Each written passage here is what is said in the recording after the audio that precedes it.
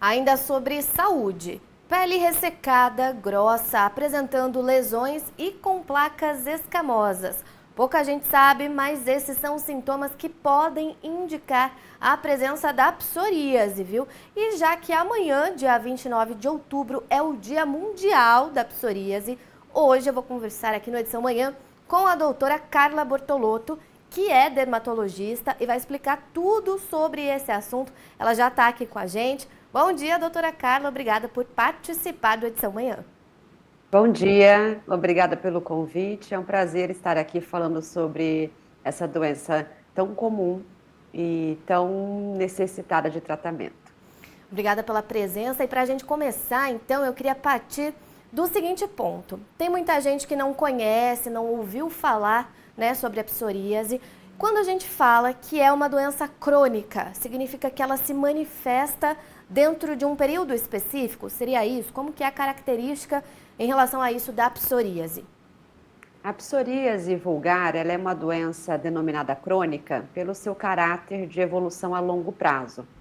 Normalmente ela surge por volta de 30 a 50 anos de idade, mas ela já foi descrita desde a infância até em pessoas mais velhas. Ela normalmente aparece num caráter bimodal. Ela tem dois momentos de apresentação mais intensa, com aquela descamação, como você citou, com aquele quadro avermelhado na pele e localizações bem específicas. Mas sim, ela tem um caráter a longo prazo e por isso o tratamento dela é considerado crônico. E tem uma idade, doutor, em que ela costuma aparecer uma faixa etária para ela se manifestar? Ela costuma acontecer entre 30 e 50 anos de idade, mas a gente hoje em dia tem feito muito seu diagnóstico na população pediátrica e também na população mais adulta. Certo. E o que a gente pode falar, comentar aqui sobre a causa dessa doença? A gente tem aí uma definição do que faz a psoríase se manifestar. E outra coisa, né, já que a gente está falando aí sobre a manifestação da doença, o motivo desencadeador das lesões, ele não é a mesma coisa da causa da doença no organismo, né? Muito bem, a causa da psoríase ela ainda é desconhecida. Porém, nós sabemos que a gente tem que ter uma imunidade, tem que nascer com uma imunidade inata para ter uma predisposição. Essa pode ser uma imunidade no que a gente fala de uma predisposição genética. Em algum momento da nossa vida, a gente pode fazer com que ela tenha o início do quadro. E essa situação, a gente tem estudos mostrando que pode ser um quadro de medicamentos, alguma vacina, uso de alguns tipos de medicamentos para controle de depressão, ou até quadros infecciosos, ou um estresse muito importante que faz com que você abra o quadro inicial da psoríase. Uma vez ela instalada, ela tem, como eu disse, caráter crônico. E outros fatores que fazem com que ela seja desencadeada seria quadro de estresse, sol em excesso na pele, algum tipo de trauma localizado no corpo, são fatores que podem fazer com que ela recidive em um quadro clínico que já está controlado. E é uma lista ampla, então, né? A gente tem que realmente analisar aí cada caso individualmente, né? Para conseguir identificar esse tipo de causa, de fator ou fatores, né? Desencadeadores. E além agora, uma outra questão, de a psoríase se manifestar dessa maneira, né? Que compromete a qualidade de vida, que atrapalha. Existe uma outra preocupação que é ela estar associada ao desenvolvimento de outras doenças, né, doutora? Ela pode ser aí um fator para outras patologias, é isso? Exatamente. Hoje em dia a gente coloca a psoríase como um critério dentro da síndrome metabólica, que significa onde eu tenho uma maior chance de desenvolver quadros inflamatórios associados com outras doenças autoimunes, como por exemplo diabetes, obesidade, pressão alta, facilita em 30% a chance de eu desenvolver um quadro de psoríase. Ou seja, a pessoa que tem essas comorbidades tem que se cuidar, tem que fazer um tratamento adequado da sua doença de base para evitar que essa manifestação um dia venha a acontecer. E o mais comum também, que hoje em dia nós estamos fazendo cada vez mais esse diagnóstico, é a associação da psoríase com a artrite psoriásica. Então, normalmente, a manifestação de pele surge primeiro e a evolução para dores articulares, ela vem em seguida. Isso pode demorar anos, mas com tratamentos eficazes que nós temos hoje, a gente evita essa evolução dessas comorbidades que podem vir associadas ou serem mais prevalentes em um paciente com psoríase.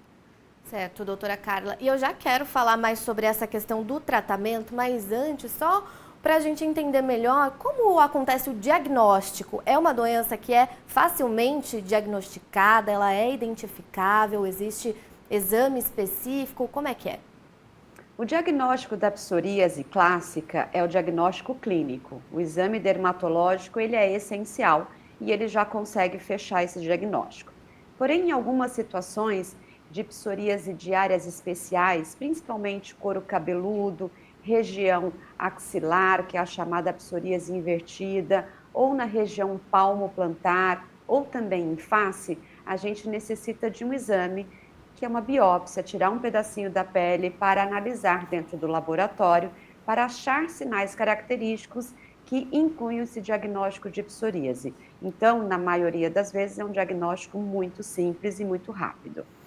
Certo. E agora falando então sobre essa questão do tratamento, você mesma já comentou, né? A doença não tem cura, mas uma pessoa que tem esse diagnóstico, ela pode ter qualidade de vida? O que a gente tem de disponível para tratamento? E se ele é também uma dúvida minha, é um tratamento tópico, né? Que é sobre a pele ou remédios via oral? Como funciona? O tratamento da psoríase a gente determina dependendo da quantidade de acometimento de lesões de pele. Se eu tenho um acometimento maior do que 10%, se altera muito a qualidade de vida do nosso paciente e se ele tem um quadro muito inflamatório, nós podemos associar sim o tratamento tópico, aplicando produtos como a base de corticoide, vitamina D ou outros hidratantes associado a tratamentos sistêmicos imunomoduladores, que hoje a gente tem um algoritmo a seguir em relação a qual medicamento escolher. Pode ser desde medicamentos já consagrados na dermatologia, como o metotrexate, como a ciclosporina, mas também medicamentos mais atualizados que têm como efeito diminuir essa manifestação e o quadro clínico da psoríase, que são os imunobiológicos. Todos esses medicamentos, eles podem ser combinados ou, se é um quadro de uma psoríase leve, o tratamento tópico individual é uma opção. Mas lembrando que quando eu tenho um quadro mais inflamatório, mesmo que em poucas áreas, o tratamento tópico da aplicação de creme não evita a evolução para uma doença inflamatória associada, como a gente comentou. Então, por isso que é importante, mesmo em quadros onde eu tenha uma apresentação clínica leve, o diagnóstico correto, a orientação médica correta, para que evolua em menor quantidade para essas comorbidades.